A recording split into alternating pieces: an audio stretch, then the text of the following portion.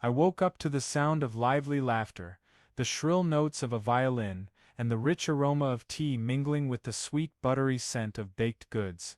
What the hell is this? I don't remember playing classical music or brewing tea in the middle of the night.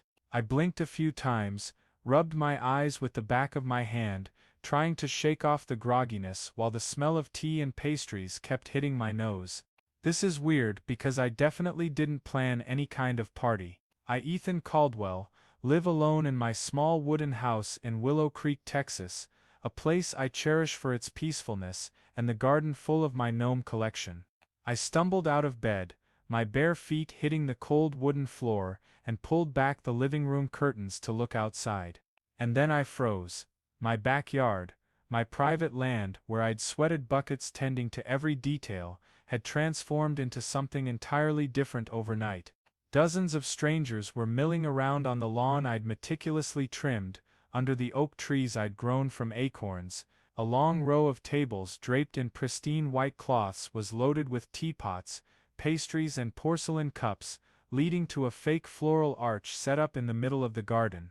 A group of violinists played soft music near the fence, and right in the center, on a small wooden pedestal, was Gilbert, my most beloved gnome, his neck wrapped with a red ribbon, like he was the star of the party. I blinked a few more times, rubbed my eyes harder, wondering if I was dreaming. Gilbert was a gift from my grandfather, a ceramic elf statue with a goofy smile that I'd treasured for 10 years. He led my little gnome army, Gertie, Gizmo, and a few others I'd painted myself in the shed. The garden was everything to me, a place where I grew sunflowers, tomatoes, and kept a corner just for those gnomes. I'm not part of that damn HOA in the neighboring Willow Heights, that bunch obsessed with controlling every blade of grass. So what the hell is going on here? I grabbed my old boots, didn't bother changing out of my wrinkled t-shirt, and bolted outside. My feet pounded the gravel path to the backyard, heart thumping with a mix of confusion and anger. As I got closer, the scene came into focus. Rows of pristine white chairs were neatly arranged on the grass, leading to the floral arch. A tea table stood near the fence, with people in white uniforms bustling to set out pastries. Violin music floated softly near the bushes, and standing in the middle of it all, barking orders like she was royalty, was Marjorie Hensley, Willow Heights HOA president.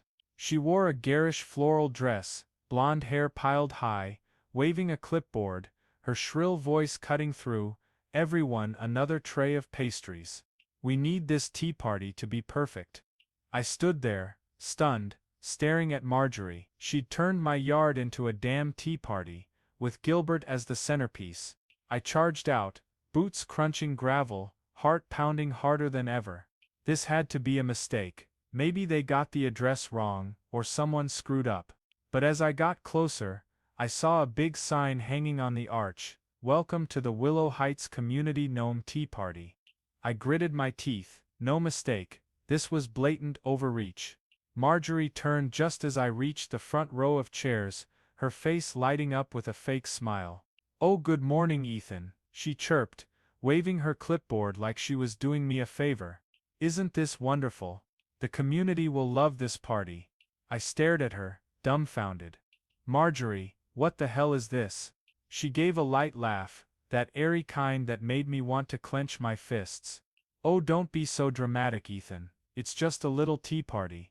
We needed a perfect outdoor spot, and your yard was the best choice. You should feel honored." I took a deep breath, trying to stay calm. This was my land, and she dared turn it into a stage for her nonsense. I stood there, boots rooted to the gravel, staring at Marjorie Hensley, like she'd just sprouted a second head. My heart still pounded, breath hot in my chest, as I tried to process the insane scene before me. My yard, the land I'd sweated over to make my private garden, was now a damn tea party, with Gilbert, my beloved gnome, displayed like a trophy on a pedestal under the floral arch. Marjorie waved her clipboard, fake smile plastered on her face. "Ethan, don't just stand there like a log," she said, voice syrupy enough to make me sick. "Join us. We have scones." I gritted my teeth, stepping past the white chairs someone had neatly arranged on my grass. "Marjorie, what the hell are you doing in my yard?" I growled, keeping my voice from turning into a shout. She blinked, that fake innocent blink I knew was an act, then smirked, hand on her hip. "Oh Ethan, don't be so dramatic, it's just a little tea party. We needed a perfect outdoor spot for a community event, and honestly, your yard was the best choice. You should feel honored." "Honored," I repeated, my voice jumping an octave. "You trespass on my land, take my gnome, and turn this place into a damn tea party, without asking me a word. You call that honored?" Marjorie shook her head, that pitying shake like I was a kid who didn't get it. She flipped a few pages on her clipboard, pretending to read something important. "Ethan, don't be silly, this is for the community's good. We tried contacting you, but you didn't answer your phone, because you never called." I snapped, fists clenching until my knuckles whitened. "You can't just throw a party on someone else's land without permission." Marjorie sighed, that dramatic sigh that made me want to punch something to let off steam. "The HOA has rules allowing community events at suitable locations," she said. Her tone like she was reading from some imaginary lawbook. "You live here, don't you? So you should contribute to the community." I crossed my arms, glaring at her. "Marjorie, I've told you 100 times, I'm not part of your HOA. She waved a hand, brushing me off like I'd said something trivial. "Technicalities, Ethan. You're here, that's enough. It's just a little party, don't make a fuss." I opened my mouth to retort, but before I could, two strangers approached, a woman in a wide-brimmed hat, and a guy in an expensive suit, both beaming like I was the hero of the day. "Oh, you must be Ethan," the woman exclaimed, eyes sparkling. "Thank you so much for letting us use your yard. It's wonderful." I gritted my teeth, turning to her. "I didn't let anyone use anything. Marjorie did this without asking me."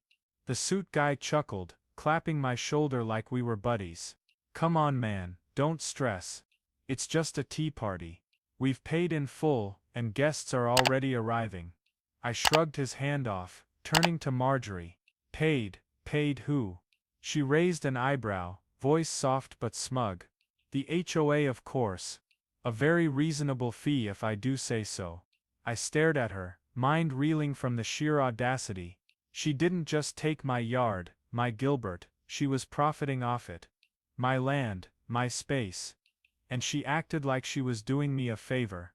"By the way," Marjorie added, flipping another page on her clipboard, "the catering trucks had trouble parking, so we used your driveway. Hope that's not a problem." I turned, and sure enough, my driveway was blocked by trucks, vans, even a damn limo. I couldn't get my own car out if I wanted to. My stomach churned with rage. I stepped closer to Marjorie, lowering my voice so only she could hear. "Get this cleared out, now." She smirked, turning away like I didn't exist. "Ethan, don't be ridiculous. The tea party starts in an hour. Go rest inside, and it'll be over soon." I clenched my jaw so hard it ached. My yard taken, driveway blocked, Gilbert on display, and now I'm told to rest, while these self-righteous clowns played party on my land. No way. I stood there, breath hot in my chest, watching Marjorie turn her back like I was just a breeze passing through. She strode toward the growing crowd of guests, clipboard waving, chirping greetings like it was her own yard. My yard, the land I'd sweated to turn into my private garden, was now the stage for this damn tea party. With Gilbert, my beloved gnome, displayed like a cheap toy. My driveway blocked by trucks and a limo, and she was making money off it. Blood rushed to my head, fists clenched so tight my nails dug into my palms. I took a deep breath, trying to keep my mind clear amid the chaos. Maybe there was still an explanation, maybe this was a huge mistake, and Marjorie would apologize and leave. But as I scanned the yard, I saw a big sign on the fake floral arch. "Welcome to the Willow Heights Community Gnome Tea Party. Ethan Caldwell's unique gnome auction." My name plastered on it, like I'd signed off on this farce. I gritted my teeth, stepping closer to read it. Below the main text, a smaller note. All proceeds benefit the Willow Heights HOA fund. I turned to Marjorie, standing a few yards away, beaming at an old lady in a wide hat. You put my name on that sign, I roared, loud enough that a few people nearby turned to look. Marjorie blinked, facing me with that fake smile. Oh Ethan, don't make a scene, we just wanted everyone to know this is your yard, a wonderful contribution to the community. My jaw dropped, unable to believe the gall. Contribution? I didn't agree to any of this. You took my Gilbert, took my yard, and now you're selling him for profit. Marjorie shrugged, flipping pages on her clipboard like she was checking something. Gilbert's a special gnome, Ethan. We thought he'd be the perfect highlight for the auction. The Grayson family, very prominent in Willow Heights, agreed to pay a hefty sum to bid. I stared at her, mind spinning. Grayson, I didn't know that name, and I didn't care. This wasn't a mix-up or misunderstanding, this was blatant entitlement, the kind only Marjorie and her damn HOA could dream up. I turned to Gilbert on the pedestal, his neck still tied with that red ribbon, ceramic eyes glinting like he was pleading for rescue. I remembered the day Grandpa gave him to me. A summer afternoon, him on the porch rocker, handing me the gnome, and saying, "This is Gilbert, Ethan. Keep him on your land, and don't let anyone tell you how to live." It was the last time I saw him smile before he passed. Gilbert wasn't just a statue, it was a memory, a reminder of the freedom Grandpa left me. And now Marjorie dared take it, turning it into a joke for her tea party. I pulled my phone from my pocket, hands shaking with anger. You didn't call me, didn't ask permission, didn't do anything by the rules, I said. Voice low but sharp as a blade. Check it, I've got no missed calls from you or your HOA. Marjorie smirked, looking at me with pity. Ethan, we're busy people. Maybe you just didn't hear it ring. Anyway, the party's started, nothing's changing now. I stepped back, watching the crowd gather around the tea tables, their laughter grating like knives in my ears. My driveway still blocked, trucks parked like I had no say in my own home. I ran a hand down my face, feeling my patience evaporate. You'll regret this, I said, loud enough for her to hear. Marjorie ignored me. Turning to greet a suit stepping out of the limo, I stormed back to the house, feet slamming the gravel, mind racing with a dozen thoughts. I couldn't let this go on, couldn't let Marjorie steal Gilbert and turn my land into her cash cow. I opened my phone, dialed Luke Martinez, my best friend since school. It rang twice before Luke picked up, voice groggy. "What's up, Ethan? It's early." "Luke, you've got to hear this," I said, voice trembling with rage. "Marjorie and her damn HOA took over my yard, took Gilbert, and turned it into a tea party to auction him off. She's even making money off it." There was a pause, then Luke burst out laughing. "What? That woman's lost it. What are you gonna do?" I looked out the window, seeing Marjorie next to Gilbert, showing off to the guests. "I'm getting Gilbert back," I said, voice hardening. "And I'm giving her a lesson she'll never forget." Luke laughed harder. "All right, boss, I'm on my way. Let's see how you play this." I hung up, tossed the phone on the table. Marjorie wanted to play this game.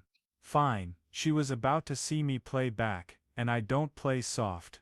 I tossed the phone on the table, heart still pounding from the unspent anger of facing Marjorie. Through the window, I saw her in the yard, beaming at the guests, pointing at Gilbert like he was her personal trophy. My yard was now full of strangers, tea tables, and that damn violin music, driveway blocked tight with trucks and a limo. Marjorie hadn't just taken my land in Gnome, she was profiting off it, all under the guise of community. I gritted my teeth, feeling like punching something, but I knew I had to be smarter. Grandpa once said, "Don't fight with fists, use your head." And that's exactly what I planned to do. Luke arrived in under 20 minutes, biking through the back trail since the main driveway was blocked. My buddy Luke Martinez was a lanky guy, messy black hair, always in an old t-shirt and ripped jeans. He walked in, holding a freshly opened beer, smirking at me. "All right, tell me from the start," he said, flopping onto the couch. I took a deep breath, recounting it all, from waking up to laughter and tea smells, to finding my yard a tea party, to Marjorie's damn sign, and her plan to auction Gilbert. When I got to her making money off the HOA, Luke laughed so hard, he spilled beer on the floor. She's certifiable, Luke said, wiping his mouth with his sleeve. You know, I always thought Marjorie'd sell her own mom, if the price was right. I nodded, pacing the living room. I don't care what she thinks anymore. I want Gilbert back, and I want her to pay for messing with my land. Luke raised an eyebrow, grin widening. Pay how? What are you gonna do, burn her yard down? I stopped, looking out the window. Marjorie was still showing off to the guests, her voice carrying through the glass. No, I said, voice dropping. I'll give her a lesson she'll never forget. But I need your help. Luke tilted his head, setting the beer down. Good idea. Spill it, what's the plan? I turned to him, a crazy idea forming. You still got that random electronics junk in your shed. Little speakers, LEDs, those spare parts. Luke nodded, eyes lighting up like he was catching on. Yeah, tons of it. What are you doing with them? I smiled for the first time that day, a half-dangerous, half-excited grin. I want to build a gnome army. Not just to get Gilbert back, I want them to wreck Marjorie's damn tea party. Luke's jaw dropped, then he burst out laughing harder than ever. A gnome army? You serious? All right, I'm in. But how? We moved to the shed out back, where I kept old wood paint cans and garden tools. Luke brought a bag of gear from his bike, tiny Bluetooth speakers, flashing LEDs, spare batteries. I started carving wood, shaping rough gnome figures, while Luke handled the electronics. I'll rig speakers to a few, he said, screwdriver in hand. Make him play creepy laughs, like horror movie stuff. It'll freak him out. I nodded, painting a new gnome with glowing red eyes. Add LEDs too. I want them lighting up Marjorie's yard, driving her nuts. We worked into the afternoon, sweat dripping down our foreheads, but I felt lighter with each gnome finished. I named them General Ganache, with wooden teeth, Glitter Bomb, with sparkling LEDs, Sir Squeaks with a speaker in its gut. I pictured them attacking Marjorie's tea party, guests panicking, pastries flying, her screaming amid the chaos. But as I painted the 10th one, the shed door swung open, and a little head poked in. Uncle Ethan, what are you doing? Ellie, the 12-year-old neighbor kid, stood there, big eyes and ponytail swaying. I flinched, nearly spilling paint. Ellie, why are you here? She stepped in, eyeing the gnomes curiously. I heard the saw, so I came to check. What's this, an army? Luke chuckled, and I sighed. Yeah, sort of, but don't tell anyone, okay? It's a secret. Ellie nodded, then pointed at Glitter Bomb. Can I paint it? I like pink. I hesitated, but seeing her eager eyes, I handed her the pink paint. Fine, but hurry, we've got to finish before Marjorie's tea party peaks. Ellie grinned, starting to paint, while Luke whispered, You just recruited a kid helper. I shrugged, if she wants to help, let her. We need all hands we can get. By sunset, we had nearly 40 gnomes, a small but lethal army. Luke finished wiring speakers and lights, testing each to make sure they worked. Where are you putting him? He asked, holding Sir Squeaks as it buzzed with laughter. I looked out the window, seeing the tea party lights still glowing from the backyard. All over Marjorie's yard, I said. I want them hitting when she's at her smedgest. But first, I need you back there, filming proof she took Gilbert. I want insurance if this blows up, she can't deny it. Luke nodded, pocketing his phone. Got it, boss, I'm on it. You prep the army, we'll give Marjorie a party she'll never forget. I grinned, picking up General Ganache. Yeah, and when it's done Gilbert's coming home. I looked at the gnome army, feeling like Grandpa was smiling somewhere. Marjorie wanted this game.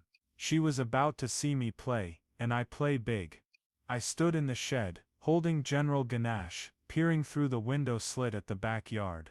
Our gnome army, 40 strong with speakers, LEDs, and little wheels, was ready, but I couldn't strike yet. Luke had biked off to film proof of Marjorie taking Gilbert, and Ellie was adding pink streaks to glitter bomb before her mom called her for dinner. I needed the perfect moment to unleash them, which meant letting Marjorie dig her hole a little deeper. I wanted her basking in her arrogance before it all crashed down. I stepped onto the porch, keeping my distance so the guests wouldn't spot me. The tea party was in full swing now, light from lanterns on the fake floral arch spilling across my lawn, dozens clustered around the tea tables, laughter and clinking porcelain filling the air. Marjorie stood dead center, near the pedestal, where Gilbert was displayed, his neck still tied with that red ribbon like some tacky decoration. She wore that loud floral dress, holding a teacup, her shrill voice carrying over the crowd. "Everyone, please listen, we're having a wonderful tea party, and I'm proud to say, it's a testament to Willow Heights' community spirit." I gritted my teeth, gripping the porch railing. Community spirit my ass, she took my land without a word. But Marjorie wasn't done. She set her teacup down, stepped closer to Gilbert, and pointed at him like he was a masterpiece. "And this," she said, voice dripping with drama, "is the star of the party, Ethan Caldwell's unique gnome. We'll auction it today, and all proceeds will go to the HOA fund to improve our neighborhood. Starting bids $500, who's first?" The crowd clapped, a few hands shooting up eagerly. Beatrice, Marjorie's loyal right hand, stood nearby, beaming like she'd won a Nobel Prize. "Oh Marjorie, this is such a brilliant idea," Beatrice gushed, handing a scone tray to an old lady in a wide hat. "The community owes you big time." Marjorie shrugged modestly, but I could see the smugness on her face. "Just doing my job, Beatrice. We've got to keep Willow Heights the finest neighborhood." Harold, a shy HOA guy, stood quietly near the tea table, pouring hot water into a pot with a look like he wanted to disappear. I noticed Clara, a new HOA member I'd heard, didn't like Marjorie, standing off to the side, arms crossed, eyeing her skeptically. "You sure the homeowner agreed to this?" Clara asked, voice low but audible to me. Marjorie smirked, waving her off like a fly. "Oh Clara, don't fuss over little things. Ethan's part of the community, he'll understand." I gripped the railing so hard my hands ached. Understand what? She didn't just take Gilbert and my yard, she was lying through her teeth in front of everyone. I watched the guests, suits and pricey vests, old ladies with designer bags, nodding at Marjorie like she was the neighborhood savior. One guy stepped up, shouting, "I'll bid $600 for that gnome." The crowd cheered, and Marjorie clapped excitedly. "Wonderful, who'll go higher?" I turned back to the shed, heart racing faster. She was turning Gilbert into a commodity, profiting off my land, and slapping my name on this farce like I was in on it. I picked up Sir Squeaks, testing the little speaker in its belly. The creepy laugh buzzed out when I flicked it on. Marjorie wanted to show off. Fine, she was about to get a party she'd never forget.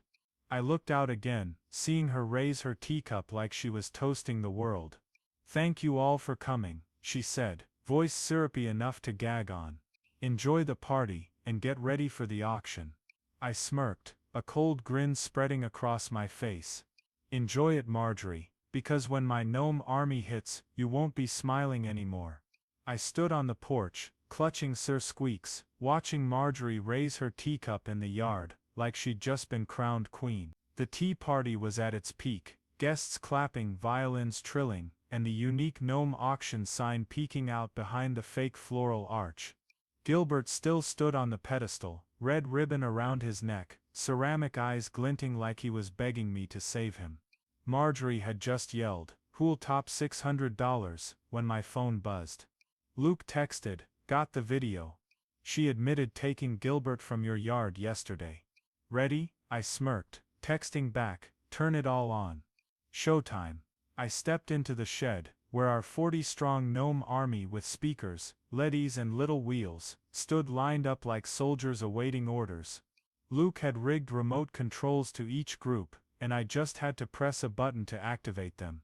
I took a deep breath, picturing Marjorie screaming amid the chaos, then hit the first button. From a distance, I heard a faint buzz. Sir Squeak's creepy laugh kicked in, that horror movie cackle. I laughed out loud, stepping onto the porch to watch the show. First came the lights. Glitterbomb's LEDs flashed red and green, rolling slowly across the lawn from the corner by the fence. An old lady in a wide hat nearby jumped, dropping her teacup to the ground. "What's that?" she shrieked, pointing at the glowing gnome. Before anyone could react, General Ganache burst from the bushes, little wheels spinning, charging straight at the tea table. Its speaker roared, "Ha ha ha," like a deranged clown. The scone tray flew everywhere, and Beatrice, Marjorie's right hand, toppled backward, screaming like she'd seen a ghost. Chaos erupted instantly. Guests scattered, white chairs tumbling over the grass. A suit jumped onto a table, nearly knocking over a big teapot, while Sir Squeaks rolled toward the arch, its laugh echoing across the yard. "Help me," an old lady yelled, tripping over a chair leg as a fourth gnome. I called it Sneaky Pete, flashed yellow LEDs, and rolled past her feet. Marjorie stood frozen in the middle, mouth agape, watching the gnome army pour out from every direction like they'd sprouted from the ground. I munched a candy bar from my pocket, leaning on the porch railing, savoring every second. Luke had outdone himself. The wheeled gnomes moved faster than I'd expected, and the speakers blended into a chilling chorus.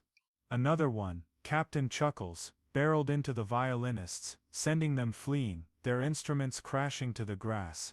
Strings snapped, shrieking alongside the gnome laughter. Clara, the HOA member who didn't like Marjorie, stood off to the side, clutching her stomach laughing, while Harold hid behind the tea table, face pale as paper. Marjorie finally snapped out of it. She spun around, floral dress flapping, yelling, "What's happening?"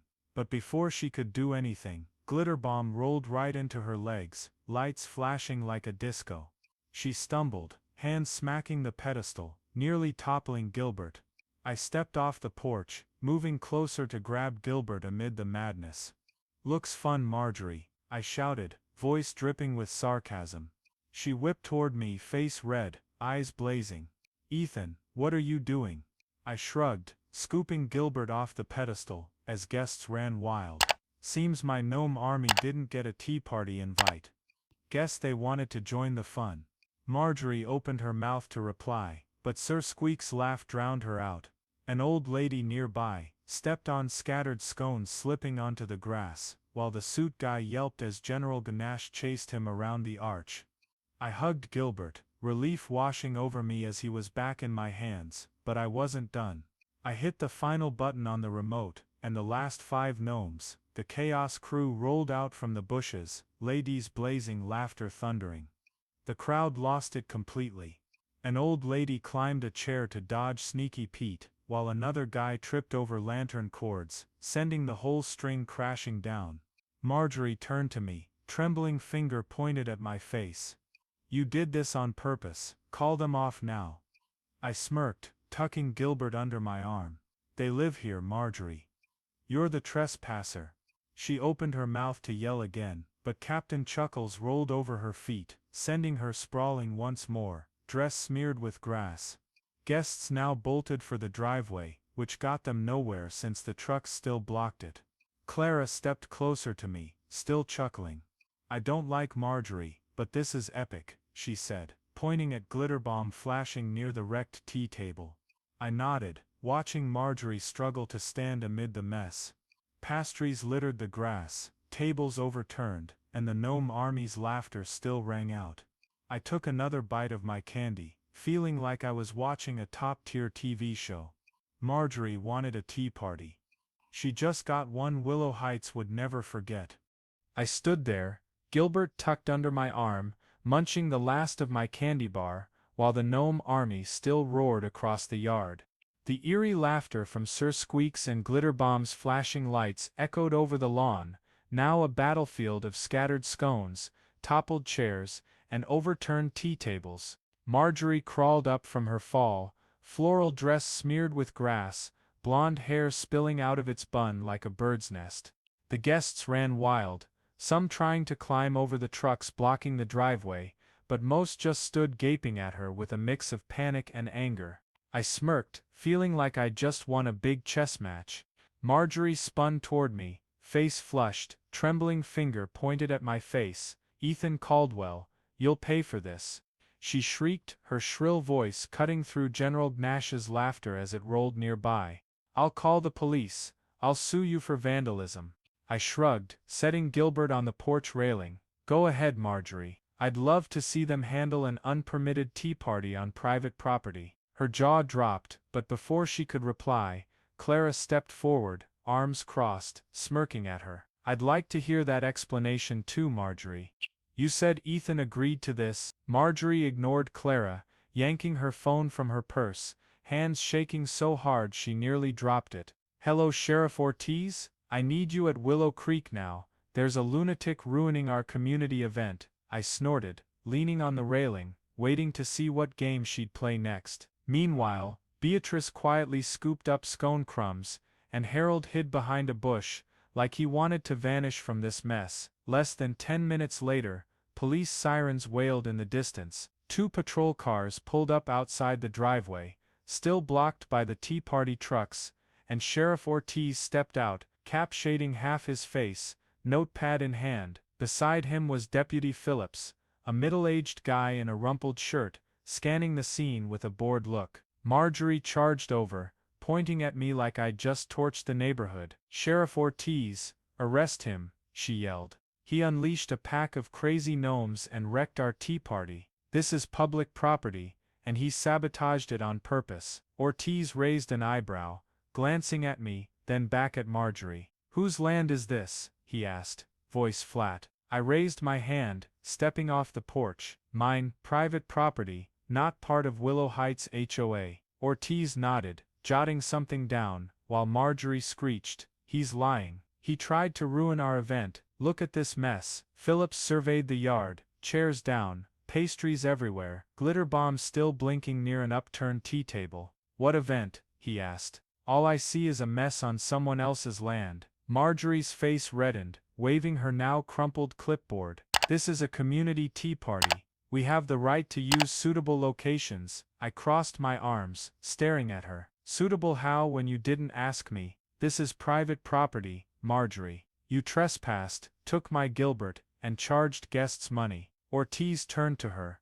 eyebrow raised. "Charged money? Who paid for this?" Before Marjorie could answer, the suit guy from the tea party stormed up, face red with fury. "We paid the HOA $800 to join and bid on that gnome." She said everything was set. He pointed at Marjorie, then turned to me. "If I'd known she didn't have permission, I wouldn't have come." Clara cut in, voice icy. "I'd like to see those receipts, Marjorie." "Where's the money?" Marjorie stammered, eyes darting like she was looking for an exit.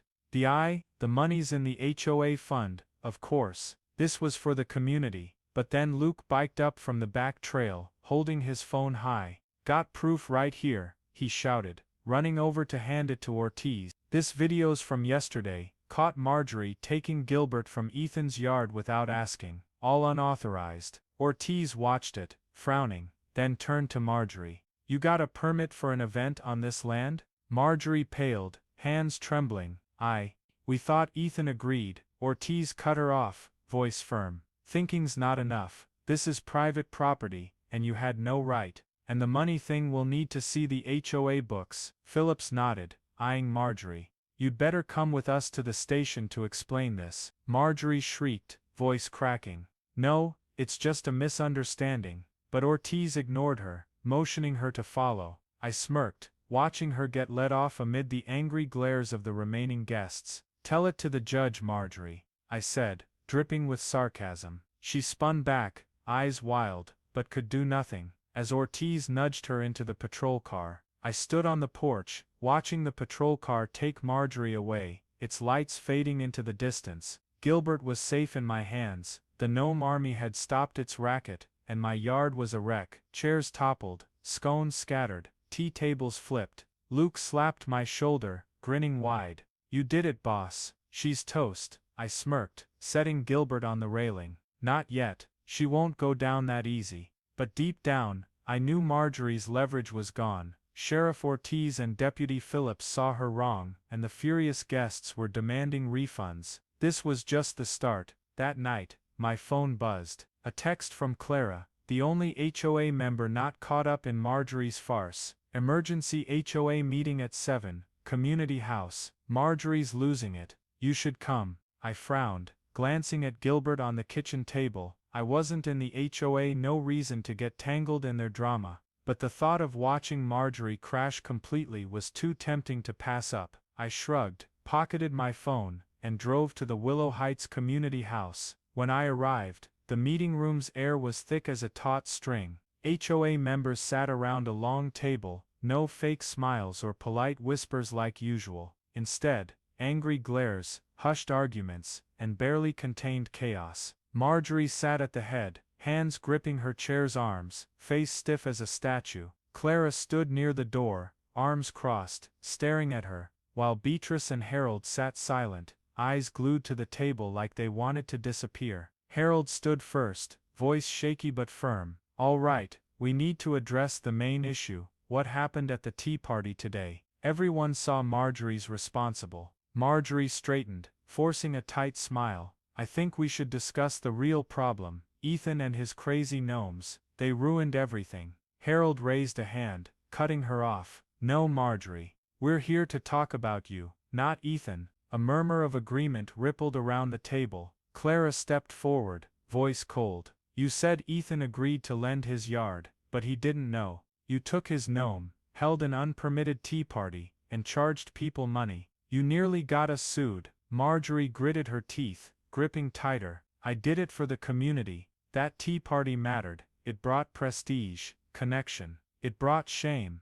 Beatrice suddenly snapped, voice shrill. I blinked. Beatrice, Marjorie's constant cheerleader, turning on her. She stood, pointing at Marjorie. You said everything was handled, but now the police are investigating us because of you. I don't want legal trouble. Marjorie's jaw dropped, but Harold cut in, voice quiet, but sharp. We also found you kept HOA funds for yourself. Where's the $800 from the tea party, Marjorie? The room exploded. An old lady with glasses yelled, You fine us for every little thing, now you're stealing our money? Marjorie slammed the table, jumping up. I didn't steal, I just managed the funds. But no one bought it anymore. I decided it was my moment, stepping in with Gilbert under my arm. If you all want the truth, I said, voice cutting through the noise. Marjorie took Gilbert from my yard without asking, took over my land, and turned it into a tea party to make money. I've got video proof right here. Luke had texted me the video, and I held up my phone for the room to see. Footage of Marjorie sneaking Gilbert from my gnome corner yesterday, played clear as day, her muttering, This'll make the tea party pop. Murmurs turned to outraged shouts. Clara snatched the phone from me, replaying it. You lied to us all, she barked, pointing at Marjorie. You conned the whole board to line your pockets. Marjorie paled, shrinking back in her chair. No, you can't. Harold interrupted, voice firmer than ever. We've discussed it. There's enough votes to remove you as HOA president. Marjorie shook her head, fast and frantic. You can't do this. I built this HOA. I kept it running for years. Clara smirked. By abusing power, fining people for nothing, and now stealing. You're done, Marjorie. One hand went up, then two, then the whole room voted to oust her. Marjorie looked around for allies, but there were none left. Beatrice bowed her head, Harold turned away, and Clara stood with a victorious grin. You've got a week to step down, Harold said, voice weary. Then we'll elect a new president. Marjorie shot up, chair scraping the floor, and stormed out, the door slamming behind her. I whistled, scanning the room. Fun stuff. The group exhaled, like a weight had lifted. Clara turned to me, nodding. Thanks, Ethan. Without you and that gnome army, we'd still be under her thumb. I shrugged, hugging Gilbert tighter. Don't thank me, thank Gilbert and my grandpa. I stepped outside, the cool night air snapping me awake. Marjorie was beaten, and I had a feeling this time she wouldn't bounce back. I drove home from the HOA meeting, mind lighter than ever. Gilbert sat safe on the passenger seat, red ribbon gone, ceramic eyes glinting like he was smiling back at me. Marjorie was out, stripped of power, exposed before all of Willow Heights. My gnome army, with its creepy laughs and flashing LEDs, had pulled off a miracle, but as I turned onto the back trail, the main driveway still scarred from those trucks, I knew it wasn't fully over. Marjorie wasn't the type to lose without leaving some mess behind. The next morning, I was brewing coffee when the doorbell rang. I frowned, set Gilbert on the kitchen table, and opened the door. Clara stood there, holding a small envelope, a sheepish smile on her face. "Hi Ethan," she said, softer than usual. "Not bothering you, am I?" I crossed my arms, leaning on the frame. "Depends if you've got good news or bad." Clara chuckled, handing me the envelope. "Good, I hope. I'm here to apologize for the HOA and the tea party mess." I opened it, finding a $200 check inside, plus a note, compensation for damages from HOA funds. I raised an eyebrow, looking at Clara. "What's this for?" She shrugged, stepping back. "Your yard took a beating after the tea party. Chairs flipped, grass trampled, random stuff. It's the least we can do. And," she pointed at Gilbert on the table, "thanks for getting him back." Marjorie had no right, I nodded, pocketing the envelope. $200 wouldn't fix everything, but I wasn't turning it down. "Thanks Clara. But why are you delivering it? You're not the new president, are you?" Clara laughed, shaking her head. No, I'm just running things temporarily, till we vote someone in. After Marjorie, no one's jumping for that chair." I smirked. "Got it. Good luck with that crew." Clara nodded, turning to leave, but glanced back. "By the way, if you ever want to join the HOA for real, we'd welcome you. You're pretty good at doing the right thing." I laughed, waving her off. "Nah, thanks, I like my land free of control better." Clara shrugged, then walked down the gravel path, leaving me with peace finally restored. That afternoon, I was cleaning the yard, picking up chairs, piling dry scones, when Ellie ran over, ponytail bouncing.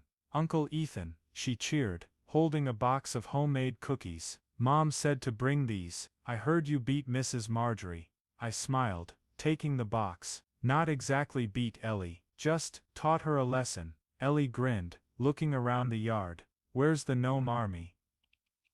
I wanna see them again." I led her to the shed, where Luke and I had lined up the gnome army. General Ganache, Glitterbomb, Sir Squeaks, all intact, though some paint was scratched from the battle. Ellie clapped, rushing to hug Glitterbomb.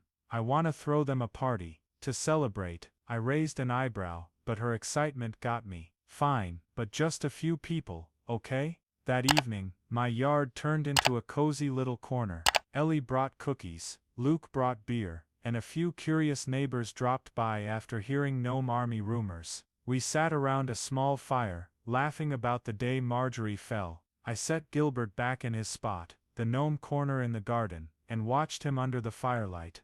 "You're home, buddy," I whispered, feeling like Grandpa was nodding somewhere. When everyone left, I sat alone, sipping beer, gazing at the garden. Marjorie was down, but I knew she wasn't the type to vanish forever. Still, with Gilbert by my side, and the gnome army in the shed, I was ready for whatever she might try next. The morning after Ellie's little party, I woke up with a rare sense of calm. Gilbert stood firm in the garden's gnome corner, the rest of the army lined up in the shed, and my yard was clean, almost back to normal, before Marjorie turned it into chaos. I brewed coffee, thinking maybe it was over, that she'd be smart enough to back off after that disaster. But I forgot one thing. Marjorie Hensley wasn't the type to lose without leaving a mark. I was sipping coffee on the porch, when I spotted a familiar figure by the fence. Marjorie, blonde hair a mess, in a crumpled gray coat, staring at my yard with pure venom. She said nothing, just stood there, lips pressed tight, like she was hatching something. "Not done yet, Ethan," she muttered, low but loud enough for me to hear across the gap. I frowned, set my coffee on the railing, about to step out and ask what she wanted. But before I could speak, a ha ha ha cackled from the shed. Sir Squeaks, probably left on by Luke, suddenly blared its speaker, the eerie sound slicing through the quiet. Marjorie jumped, yelped short and sharp, then spun and bolted down the road, shoes slapping gravel. I burst out laughing, shaking my head as she disappeared. "Nice one, Sir Squeaks," I said, picking up Gilbert for a pat. Marjorie could plot whatever she'd see me and my gnome army were always ready. The story HOA Karen stole my garden gnome, so I gave her a gnome army, reflects a very real slice of life in the US today, the tension between individual rights and community pressure, especially in neighborhoods with homeowners associations, HOAs. Ethan represents Americans who cherish personal freedom and private property, like his garden with Gilbert, the gnome tied to memories of his grandpa. Marjorie, as HOA president, embodies the type who abuses authority, imposing rules under the guise of the greater good, a phenomenon not uncommon in American suburbs, where HOAs sometimes overstep, controlling everything from house paint to yard decor. Her taking Ethan's yard and trying to sell Gilbert shows a disregard for personal boundaries, while Ethan's gnome army, with speakers and LEDs, stands as a symbol of creative rebellion, a very American spirit, refusing to bow down and finding ways to defend what's yours.